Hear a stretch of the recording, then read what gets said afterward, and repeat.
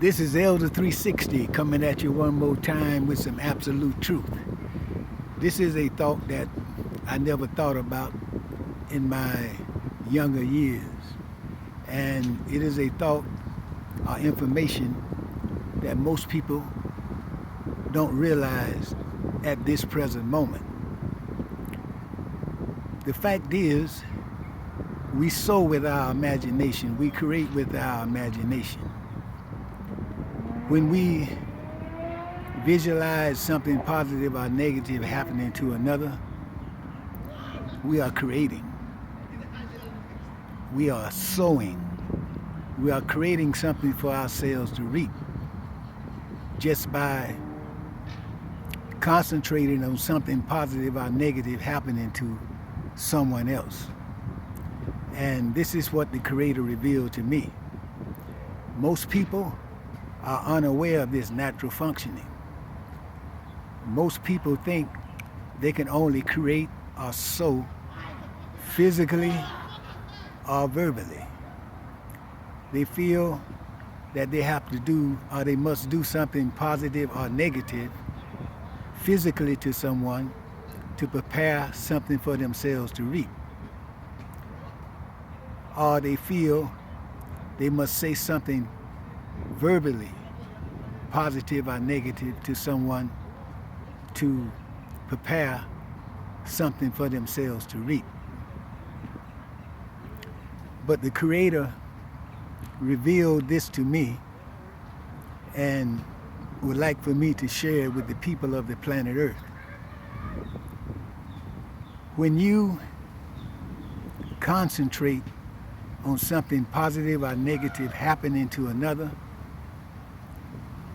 you are using a natural, supernatural function where everything begins to manifest from the imagination. Here is the facts that actually prove it without a shadow of a doubt.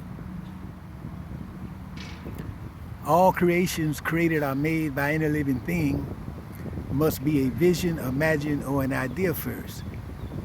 This is a universal fact that the Creator gave me to meditate upon. As I meditated upon the fact, I realized that it's the absolute truth. It's impossible to create something before you visualize the creation itself. So if God said everybody can receive $1 billion if they can identify anything created or made by any living thing before that living thing visualized it, nobody could get one dime. Now the second 360-degree fact is this. This is what I received in meditation without reading a book. All creations created or made by any living thing except change has weight and occupies space. All creations created or made by any living thing except change has weight and occupies space. Change is just motion. Change can be created in space, but change doesn't have any weight. This is the fact that the Creator made me pay attention to. But when we identify the trees, the birds, human beings, the atoms, the protons, the neutrons, the electrons, everything else has weight and occupies space. Energy has weight and occupies space. So if the Creator told everybody they could receive $1 trillion if they can identify anything created or made by any living thing except change that doesn't have weight and occupies space, nobody can get one dime. Now you know matter is anything that has weight and occupies space. So let's reason with the conclusion these two facts automatically spells out. It's not about what I'm saying, it's about what the facts say. If we take the fact that all creations created or made by any living thing must be a vision, imagine, or an idea first, and apply it to the fact that all creations created or made by any living thing except change has weight and occupies space, this proves that it's mind over matter. This proves that All activity and things that's made up of material matter only get its existence after it is visualized. So when we visualize something positive or negative happening to someone else, we are automatically preparing something for ourselves to reap. And this is a thought pattern most people is unaware of. Most people are unaware that this is the way life works. So you don't have to have any awareness whatsoever. This is the natural way things work. If you are concentrating on negative things happening to other people, you are causing those negative things to come into existence. If you're concentrating on positive things happening to people, you are automatically causing something positive to materialize for others. And then you reap what you sow. We sow with our imagination. We have two laws that's our judge and jury. The law of repetition and the law for every action there is an equal and opposite reaction. The law of repetition makes everything in creation repeat the same basic patterns over and over again. And the law for every action there's an equal and opposite reaction, make it possible for us to prepare the things that we reap.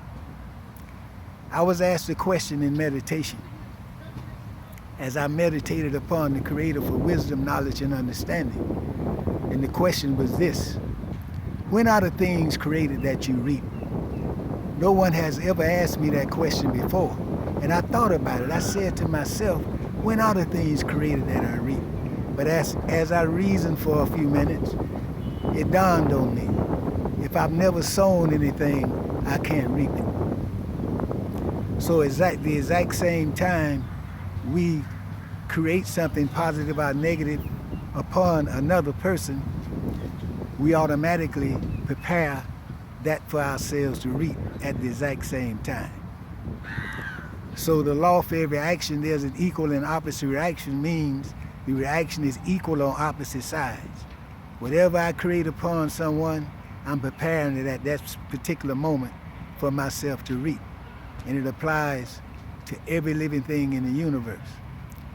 Now the law of repetition makes everything in creation repeat the same basic patterns over and over again.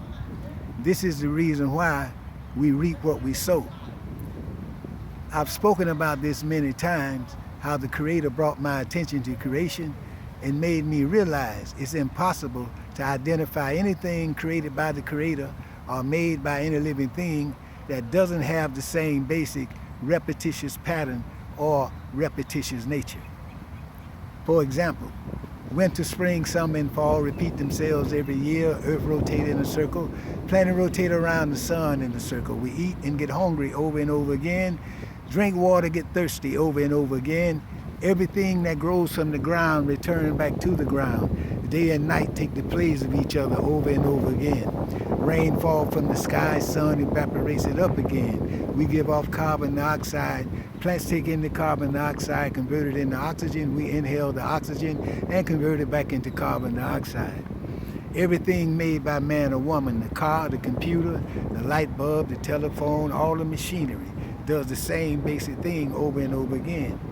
Everything in the household, all the appliances in the household, repeat the same basic patterns over and over again.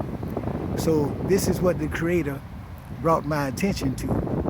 It's impossible to identify one thing in creation that doesn't have the same basic repetitious pattern or repetitious nature. Proving what goes around comes around. It proves that there's a law of repetition. Whatever we create on others, we automatically prepare for ourselves to reap.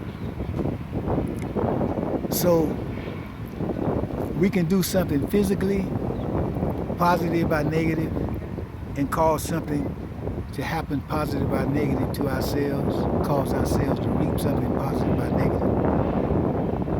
We can say something verbally, positive or negative, and cause ourselves to reap something positive or negative. Or we can concentrate on a vision that is positive or negative that we will to happen to someone else and cause it to happen to ourselves without moving a muscle or saying a word. This is the message that the Creator wants me to bring to your attention, to let you know whatever you are visualizing happening to someone else, positive or negative, you are preparing it to happen to yourself. Then the law of repetition, the law for every action, there's an equal and opposite reaction, will make us automatically reap what we have sown with our willpower and imagination. Remember, everything is an entity with the purpose that it serves. Every grain of sand, every atom, proton, neutron, electron, every human being, every bird, every animal is one individual thing. It is impossible to identify anything in creation that isn't one individual thing. This means the action of willing for something to be is one individual action. Now, the Creator made me pay attention to the fact that the action of willing for a creation to exist must always exist before the creation itself. Before the Creator created the sun, the moon, and the stars, the Creator willed for them to be. Everything made by man or woman got its existence after men and women willed to make it. So if everybody was told they could get $1 billion if they could show something created or made by any living thing, before that living thing willed it to be, nobody could get one dime, or show something that isn't one individual thing with a purpose that it served, nobody could get one dime. So if everything is one individual thing, this means the action of willing for something to be is one individual action. And if before anything is created, the action of willing must be used first, this proves that without a shadow of doubt, the action of willing for something to exist is one individual action, has a purpose it serves. Its only purpose is to make things manifest or materialize. Now, one other fact that is universal that can go along with this is that everything created by the Creator exists in a variety. You find one grain of sand, you find a variety. One human being, you find a variety. One anything you find created by the Creator. One bird, one animal, one atom, proton, neutron, electron, quark, mesos, a strain, you find a variety. So if everybody was told they could get $1 billion if they could show something created by the Creator that doesn't exist in a variety, nobody can get one dime. So this means the action of willing exists in a variety like everything else. Every living thing has the ability to will for something to exist. So we have the only force in the universe that causes things to manifest. The vision is what manifests into everything, and the will is what causes all things to manifest. So when we will for a vision, positive or negative, to happen to someone else, we are causing it to materialize. Then for every action, there's an equal and opposite reaction. That means we have a path, something for ourselves to reap without moving a muscle or saying a word. And then the law of repetition would automatically make it come back to us. So this is the wisdom that the Creator wanted me to share today. I have said this many times, but I know this message actually helped a lot of people. So this is Elder 360. I will for the good vibrations from the Creator of the universe to be upon us, to attract the best wisdom, knowledge, love, understanding, peace, money, guidance, protection, and health. Knowing that vibrations gives every living thing their feelings, thought patterns, attractions, and urges to do. It is my pleasure to be able to bring a profound message, something that applies to every living thing in the universe. So, will the best for me, and I'll will the best for you. The action of willing is what makes everything manifest. So we are creating the best for each other without moving a muscle or saying a word automatically. Peace.